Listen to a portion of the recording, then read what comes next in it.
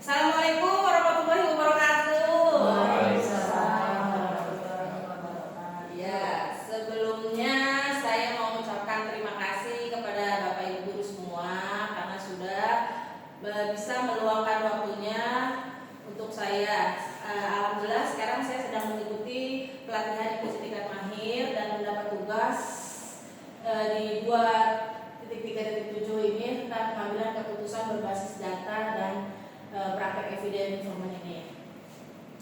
Nah, sebetulnya keputusan yang baik di kelas itu kan, tapi sebelumnya saya mau maaf ya Bapak Ibu guru ya, saya bukannya mau menggurui atau mau mengajarkan, kita hanya sharing aja.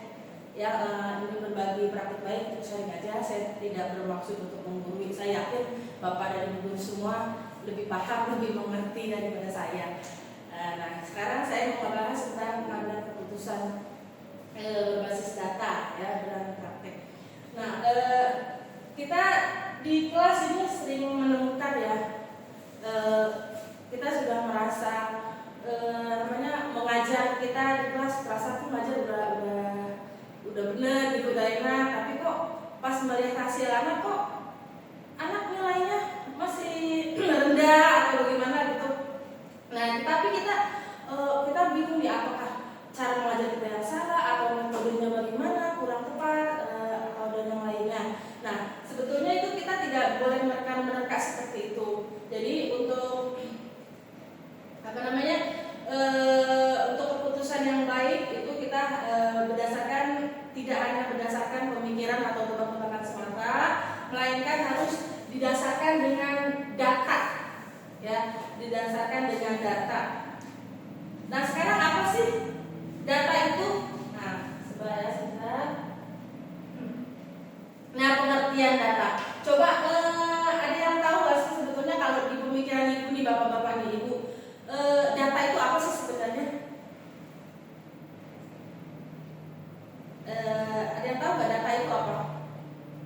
Data, Ya. kalau menurut Indonesia, data itu ya data sebagai data dinasti yang kita miliki ya, ya seperti kalau guru nih data siswa, ya kan, absen kan gitu, terus data nilai, ya kan, terus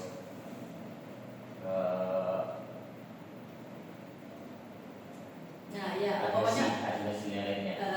intinya kumpulan informasi ya Pak, kumpulan informasi. Betul sekali Pak. Jadi data itu merupakan kumpulan informasi yang kumpulan informasi terkait dengan peserta didik. Nah, jadi gunanya untuk apa? Jadi kita untuk mengetahui ini kebutuhan siswa itu di mana, apa kebutuhannya, perkembangan muridnya tuh seperti apa. Nah, itu kita untuk mengetahui data ini, ya, kita temukan dari hasil asesmen. Nah, kemarin kita sudah melakukan hasil asesmen anak-anak kan.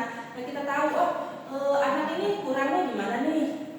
Nah, itu merupakan data sebetulnya. Kemudian observasi guru. Jadi selama kita mengajar nih, kita bisa nih mengobservasi anak-anak nih. Kira-kira kurangnya di mana. Nah, itu merupakan observasi. Kemudian bisa juga data itu didapat dari wawancara kita dengan murid.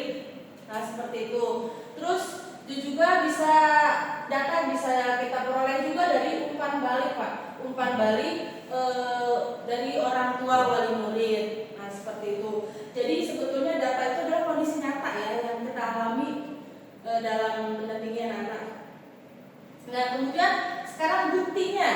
Nah, bukti itu apa? Jadi bukti adalah hasil penelitian ilmiah yang dilakukan dengan metode yang sistematis dan dapat dipercaya. Jadi itu bukti digunakan sebagai dasar kita nih mengetahui strategi pembelajaran ini efektif atau tidak, seperti itu. Jadi bukti itu kita dapatkan dari misalnya dari universitas atau dari lembaga penelitian dan juga bisa dari jurnal ilmiah. Nah, sekarang pengambilan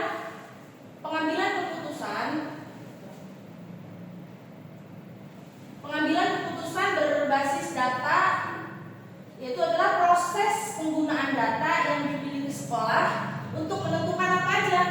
untuk menentukan nih, kalau kita sudah memiliki data anak-anak yang tadi sudah dibahas tadi, nah kita bisa juga untuk menentukan cara mengajar kita yang tepat.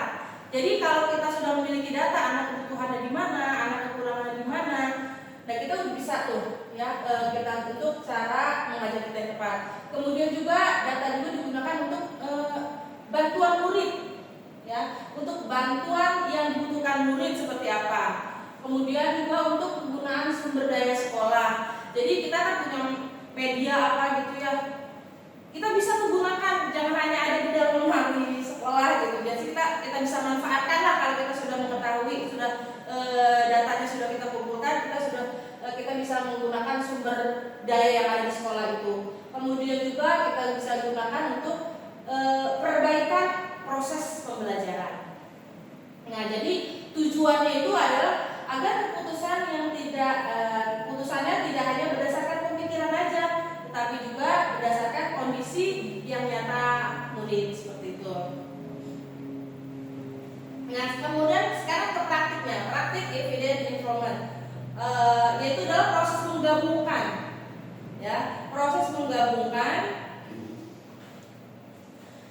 dari ketiga hal ini. Yang pertama dari bukti penelitian, dari tadi yang terus sama data yang dimiliki sekolah, yang tadi data itu apa yang sudah kita kumpulkan tadi, ya, informasi yang berkaitan dengan murid yang dikumpulkan dari berbagai sumber tadi, dari wawancara, dari umpan balik, kemudian dari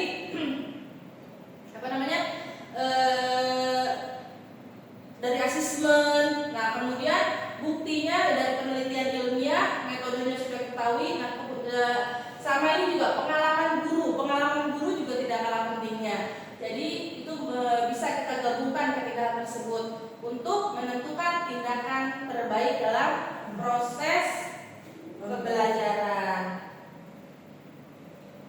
Nah, sekarang ini adalah bagan